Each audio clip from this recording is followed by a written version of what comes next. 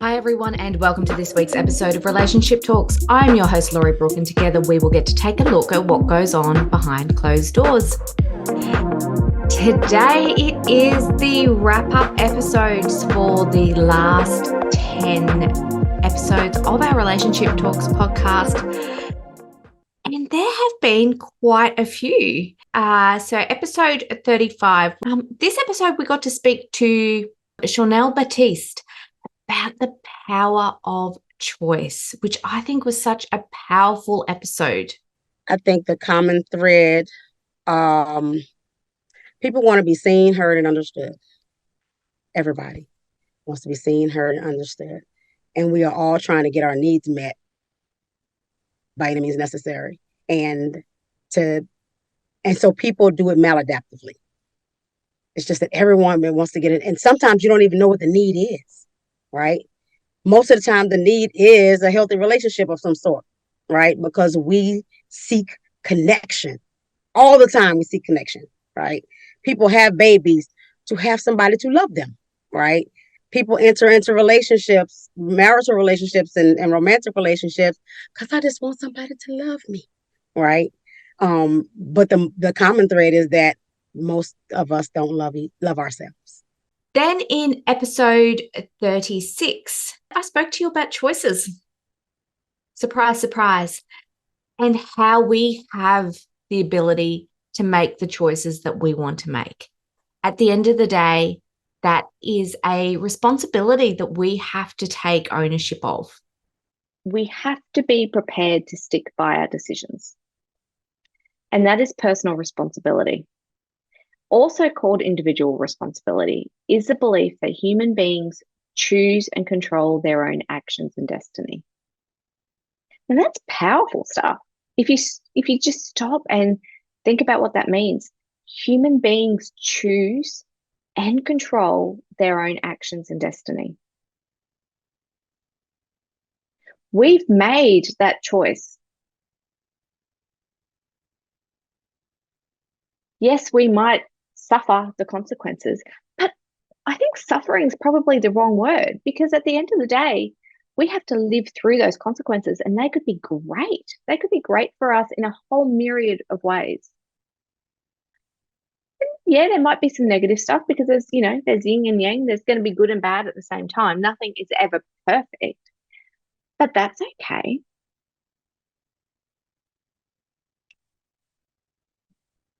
But what it comes back to is how we respond and react when we get those messages.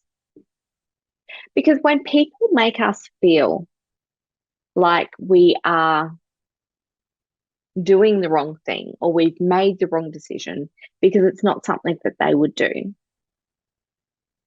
it doesn't mean that it's bad for us.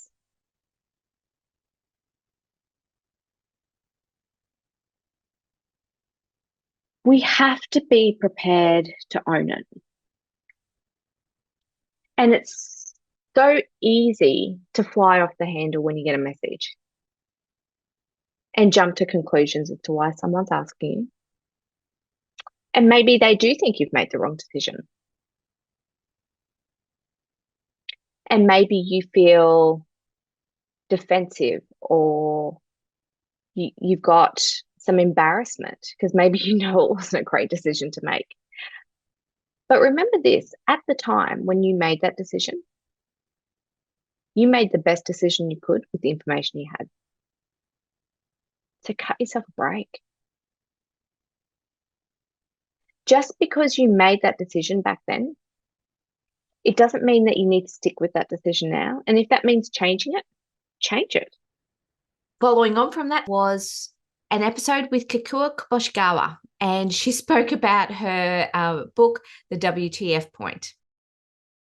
I was very fortunate that in the duration of this relationship, I had begun personal development. I was a business owner. I was trying to start this business, and I did, and it started to see a little bit of moderate success because I had found what I thought was business development, because I had no concept of this before. And it turns out to be, of course, personal development, because again, if you want to build that big stuff, you've got to be solid underneath. So it turned out to be much more revolutionary to just me as an entire woman than it was specific to any type of business. So when I was coming out of the abusive relationship, I had realized I have this really valuable tool in that I had stumbled across personal development. And so my introspection was, what do I have that other women don't have? Why am I able to break this cycle as I was coming out of it? And I realized the two things were, one, the personal development, that personal education of learning how to build myself up. And the other part of it was a really strong foundation of other women around me. And it doesn't necessarily have to be women, but I think there is a difference between platonic relationships with men and platonic relationships with women. And because men and women are different and you cannot just swap one out for the other. So that beautiful support that I had around me that was entirely different from me. They're all in different career paths. They were not business owners. None of that was similar. Episode 38, when we got to speak to Zena Jones about her friend experiment. Wasn't that a cool idea? Just putting it out there. Hey, I want to make friends. Who wants to come and join me for a coffee? I would say genuine authenticity, like the willingness to be yourself.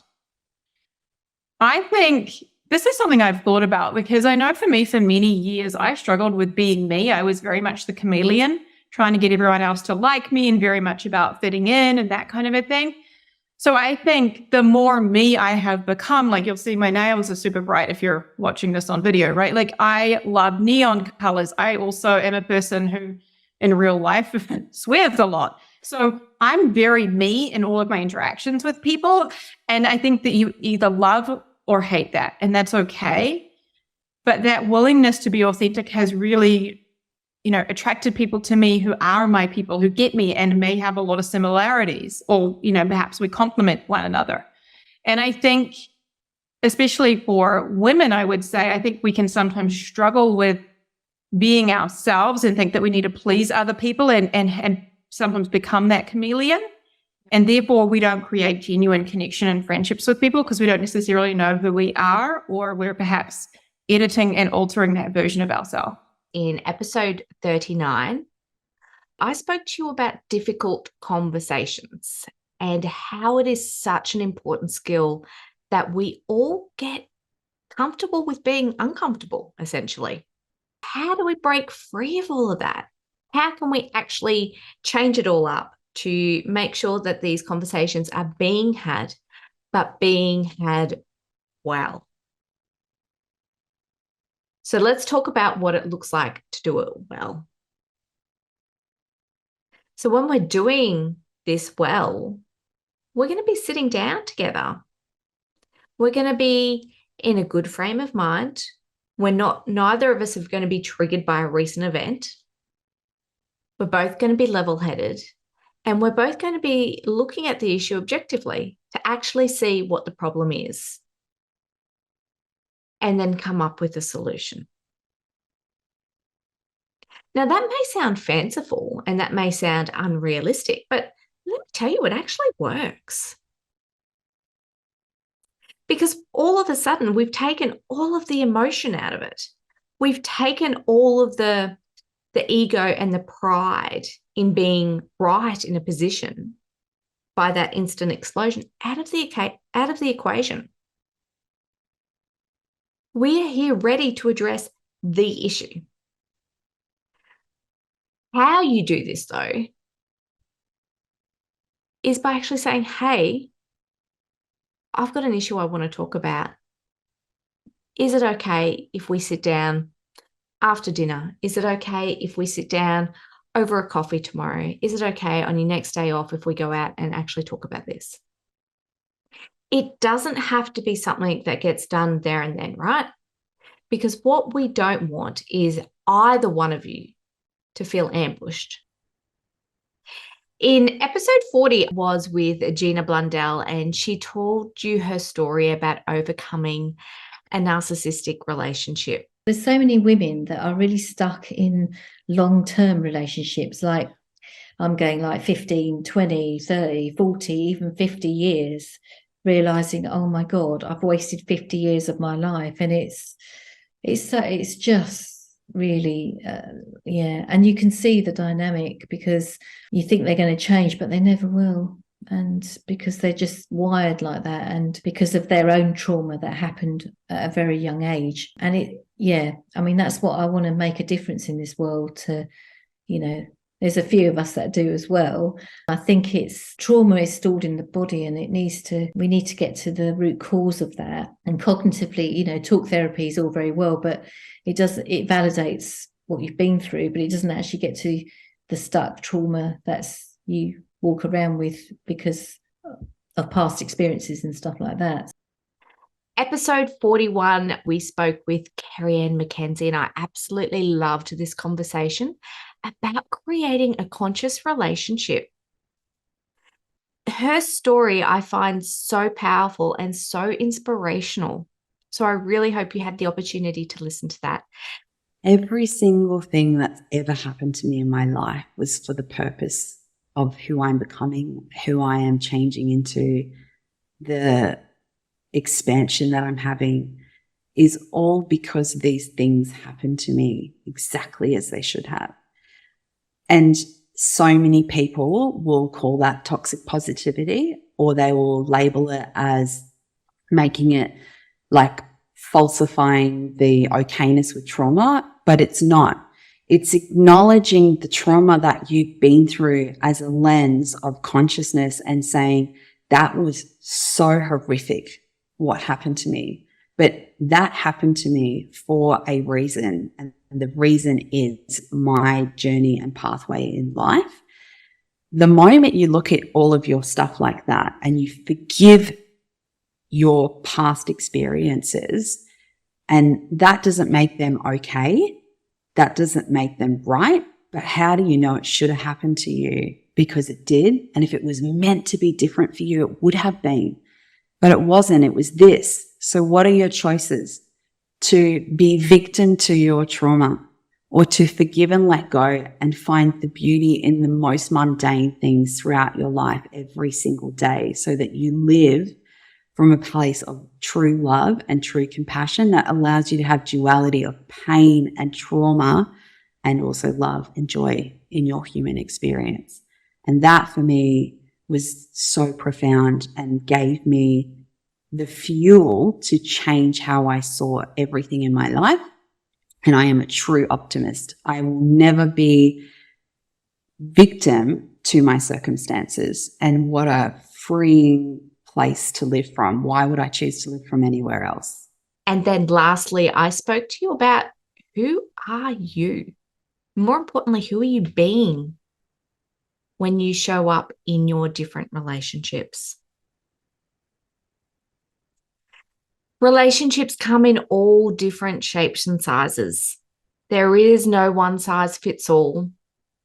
And the choices and decisions that we make every day can impact our relationships. And we have to be okay with that. We have to be able to take responsibility and ownership for those decisions and learn that it is not somebody else's fault.